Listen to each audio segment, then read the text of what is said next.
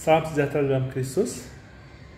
Kita masih merenungkan dari Matius yang kelima ayat yang ke-8. Demikian firman Tuhan.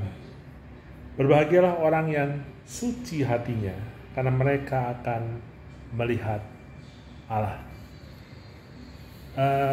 Dalam ayat ini saya diingatkan bahwa hati menjadi penting. Ya, jadi kalau di dalam ilmu psikologi, konseling yang saya pelajari, bahwa manusia itu ada tubuh, jiwa, dan roh gitu ya. Tapi dalam firman Tuhan, hati menjadi sangat penting. Apa sih itu murni hatinya ya, pure in heart ini?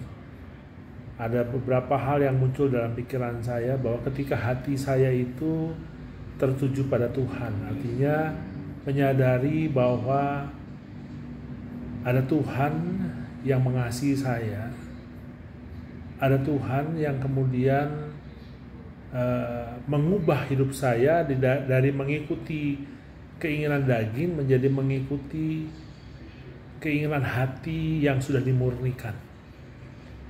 Nah, ini tidak gampang teman-temannya. Kenapa? Karena fokus hidup saya, kalau saya murni hatinya, berarti fokus hidup saya semata-mata bagaimana saya menyelaraskan pikiran saya, perasaan saya, tingkah laku saya dengan apa yang Tuhan inginkan. Waduh, ini proses teman-teman ya.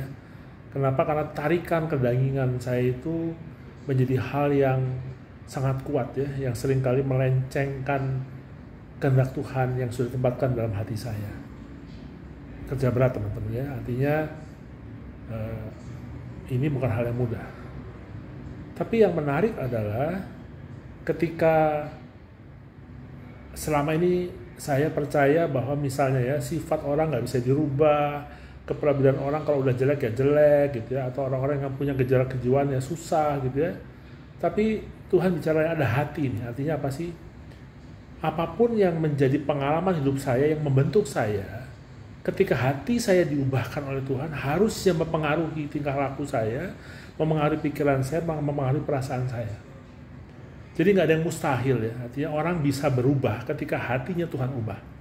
Nah, ini memunculkan pengharapan buat saya teman-teman, bahwa sejelek apapun saya, seburuk apapun saya menganggap orang, ketika Tuhan mengubah hati saya dan hati orang itu, maka orang itu harusnya bisa berubah.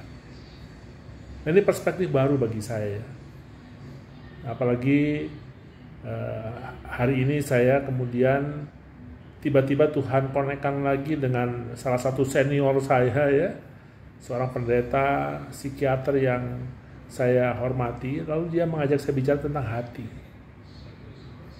Firman Tuhan tentang hati, bicara tentang hati, bagaimana kita mengkounsel hati sesuai firman Tuhan. Ini menjadi sebuah pengalaman baru bagi saya dan sebuah pengharapan baru. Siapapun saya, ketika hati saya Tuhan ubah, maka Tuhan akan menguasai itu, memampukan saya untuk menjadi orang yang fokus hidup saya, bagaimana saya bisa kemudian melayani Tuhan dalam setiap aspek kehidupan saya. Nah, saya berharap ini perjalanan yang bisa terus-menerus menguatkan saya bahwa apapun pandangan orang tentang saya, ketika hati saya Tuhan ubah, saya bisa menjadi pribadi yang lebih baik. Kiranya menjadi berkat bagi kita semua. Tuhan memberkati kita.